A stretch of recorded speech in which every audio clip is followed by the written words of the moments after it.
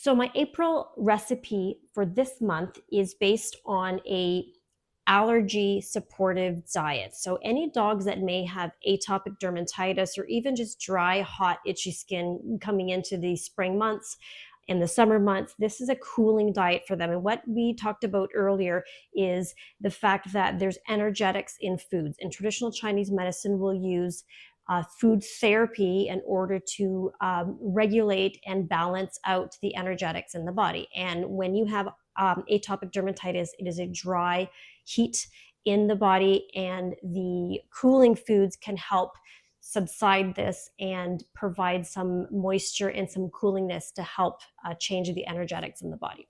So what I've chosen for this diet is a lean ground beef. And I've also got my kidneys and my liver. That is also like a miniature multivitamin. That's what I always use in my formulations. Now, millet is actually not a grain. Millet is actually a seed from a grass. And it is an ancient grain. It's been around for 10,000 years plus, plus, plus. And it has got some cooling properties. It's got very, very high levels of minerals and vitamins and fiber that wouldn't normally be found in regular grains. So it is a very powerful grain that is protected actually, and it's basically going to be used for future growth and in some of these third world countries. So it is a fabulous grain. I've chosen what's called proso millet. It's not easily found in the grocery store, so I did find this at an Indian grocer, or you can find it in an Asian food supermarket as well. They have lots of varieties of them. Probably like 10 different varieties, but I've chosen proso millet because it seems to be the most digestible and smaller and easy to cook. So you're also going to want to soak this for about 10 minutes to a half an hour and rinse it really well before you cook it. Next up, I've got my vegetables, and these are my cooling vegetables. I've got celery, I've got broccoli, I've got spinach, and I've got mushrooms. All of these have cooling properties as well.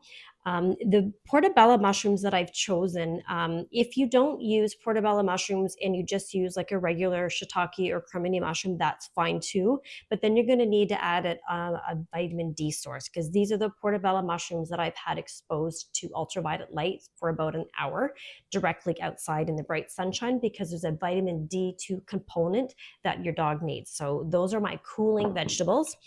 What I have over here are sort of micro doses of stuff. So I've got a little bit of parsley here. So this is dried parsley. You can use fresh parsley if you want. And this helps complement the vitamin K levels. If you're going to pick something to take out of the diet that your dog doesn't really love or doesn't like the flavor of, go with the parsley first. The spinach is the cooling properties and the vitamin K component, but the parsley is just really strictly there for the vitamin K component.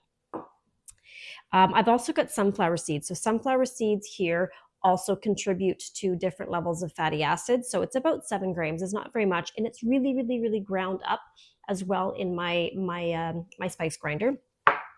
And again, we must have the iodine added in, and we need our eggshell powder that I made from scratch. And you can alternate. So this formulation calls for 1 sardine per day, but you can alternate 1 sardine per day with your omega-3 fatty acids that you would add on top of the meal anyway. So you don't have to mix the sardine in. You can use this as a snack or a treat. And if your dog doesn't like sardines at all, then you could just stick with the regular omega-3 fatty acids. So